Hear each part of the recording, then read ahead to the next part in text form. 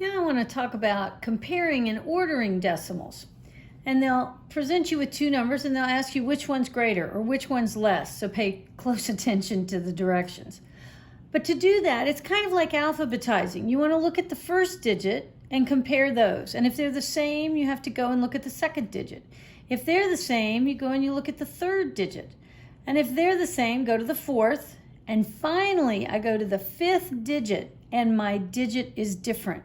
In my fifth digit place, I have a 2, and in the other number, I have a 0. Everything prior to that was exactly the same. So now your question is, which is greater, a 2 or a 0? Well, because 2 is greater, it made the whole number greater. So my number of 25.692 is greater than 25.6902, even though I have more digits back here. So that is one way to do it. Another way to do it is to compare the two numbers and make the decimal portion of the numbers have exactly the same places. So my first decimal, 25.692, only has 3 decimals in the with the 692, whereas the 25.6902 has 4 decimal places used. So I can add zeros as long as they're behind the 0. I can add zeros as long as they are behind the decimal, as many zeros as I would like to. So I'm going to put an imaginary 0 here, just for a place value.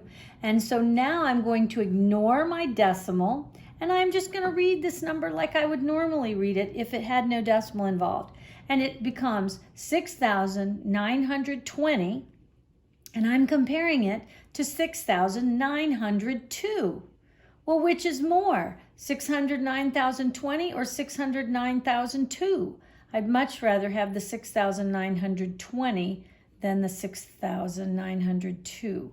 So you can see that my first number is larger. Okay, here's another example. I'm starting out with a number 12.2, and we're comparing it to 2.222. Well, sometimes if you get so focused only on what's going on behind the decimal, you might look at this number and say, well, I only have 1 2 in the first number, but I have 3 of them in the second number. So maybe you'd be tempted to say that the second number is greater. But what we forgot to do was even compare the beginning parts. When there are whole numbers in front of the decimal, you can think about money.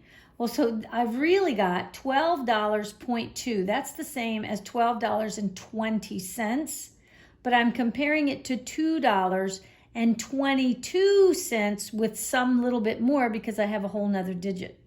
But pay attention to what's coming before the decimal as well as what's happening after the decimal. And once I saw that there was a 12 versus the whole number 2, the 12 is bigger and I don't even have to look at the decimals. The next example, I have 1.53 versus 1.0053. So I want to look at the first digit. Both of them have the number 1 in front of the decimal.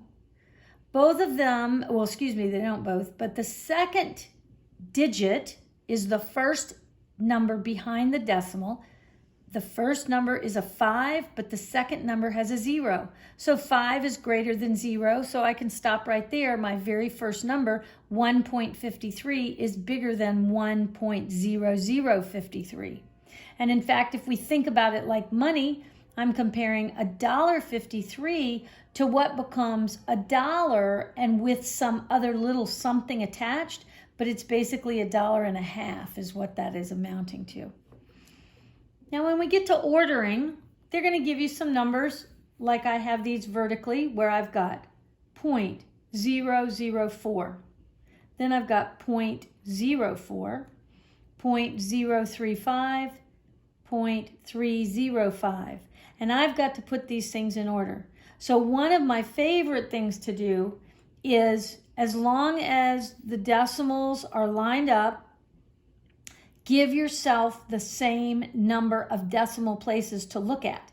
So I have 3 decimal places in every one of these numbers except my second one, which was 0.04. Well, like I said up above, I can stick on zeros as many as I want behind a number. So I am going to make this number 0.040. So there it is, 0.040. I have just added that 0 on as a placeholder. Now, because all of the decimals are in the same place, I can ignore the decimals and I can just look at these numbers as if they were whole numbers. That's easier for me since I've grown up. I'm used to that. So now you can see I am comparing the number 4, the number 40, the number 35, and the number 305. So now it's asking me to go from greatest to the least. So my greatest number then would be 0.305.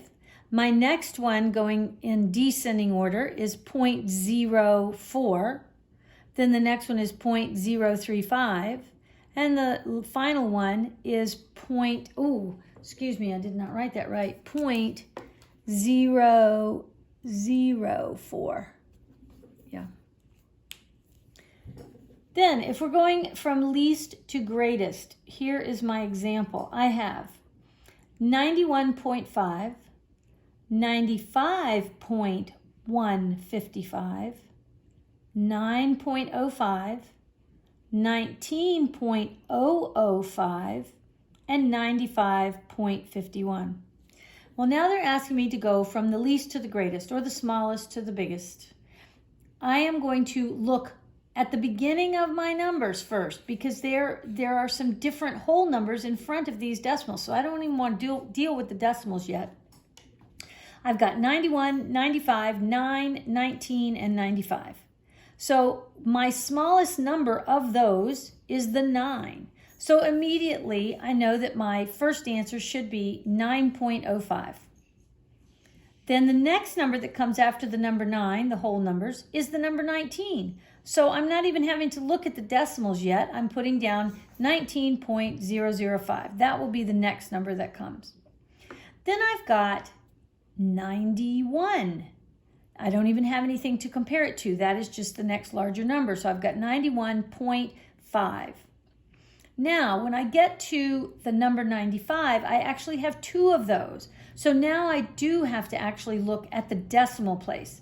And so one decimal place, the tenths, the very first one, I have a 1 comparing to a 5. So you can see 5 is larger than the 1. So that will be my very last number. So my 95.155 is the next to come, and the very largest one is this 95.51. Now, if you want to confirm, again, my 9, my 19, my 91, they're all in order. So I don't have anything to worry about there. I'm not even having to look at those decimal places. But when I get to these 95s, it might be easier for me if I was looking at the same number of digits, because the first one is 0.155, but the second one is 0.51. And I might be tempted to think that the 155 is larger than the 51 because I'm looking at a smaller number of digits. But you must keep your places lined up. So let me stick a 0 on the end. Now you can see I'm comparing this 155 to 510. And 510 is the larger number. So that's why I know now that this 95.51 is the largest of those numbers. I hope that's been helpful.